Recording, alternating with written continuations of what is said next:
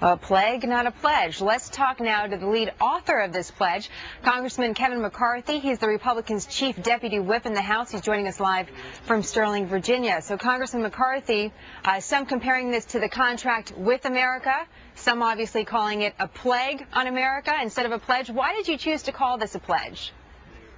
Because this is a pledge, this is what we'll do. This is what we can do right now before we leave Congress. We're calling on Nancy Pelosi and Harry Reid to bring these bills up. Stop the uncertainty so business can start working again. Cut the debt and cut the spending of what's been going on. Cut the regulation and reform Congress where you have something open. That's why we're at a small business today that haven't had a profit in 2 years. Well, you said you want to get some of these things done right now. Talk directly to our viewers. There's been a lot made about the Republicans taking back the House, some made of maybe the Republicans taking the Senate. But if you don't have both houses, it's very difficult to get legislation through. So, again, how reasonable is it, some of the pledges you're making to our viewers today? This is very reasonable. This focuses on small business where 80% of all jobs are created. Gives them a 20% deduction so they could actually survive and invest. It makes sure the uncertainty is taken away so they know the tax system stays the same and goes forward. No tax increases in a recession.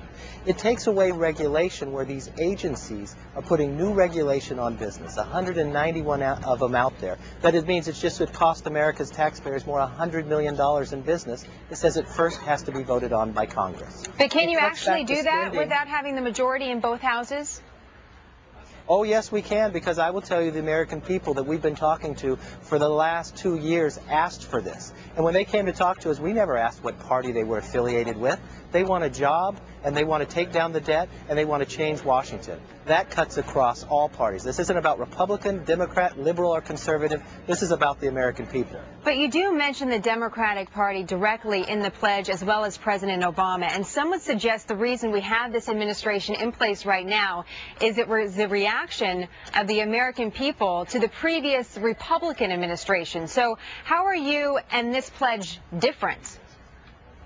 Well, first of all, I never served in the Republican majority. I wasn't here. But the one thing that I have found is the American public never thought this country would go as far as they did. They want to see this country come back and make it actually strong for a future generation. So many mothers and fathers are out there asking, will the next generation be as well off as mine?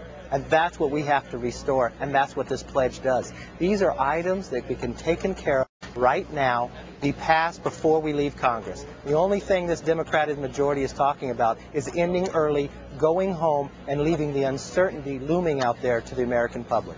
But there's been two criticisms of this pledge, mainly coming from the GOP. One is that it's risky to be putting out there right now 40 days ahead of the midterms because it really gives the Democrats a chance to kind of pick away at your strategy. It also, according to some Republicans, does not include enough references to social issues, to values. What's your response to that? Well, these are things that could be done right now. I'd love to have the debate with any Democrat on what they disagree.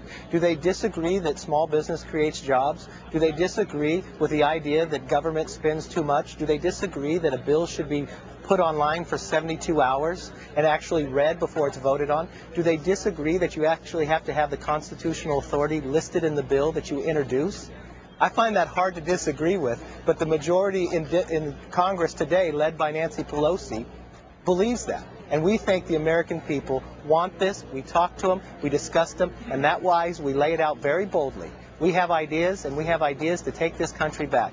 Yeah, the light may have been dimmed a little on that shining city on the hill, but we're going to recharge it. It is not going to go out on our watch. Well, if you're part of the young guns, the next generation of Republicans, do you think it's proper that Congressman Boehner is the lead face of your party right now? One thing you found in this meeting, there were a lot of new faces that you haven't seen in Congress that have been working, putting this together.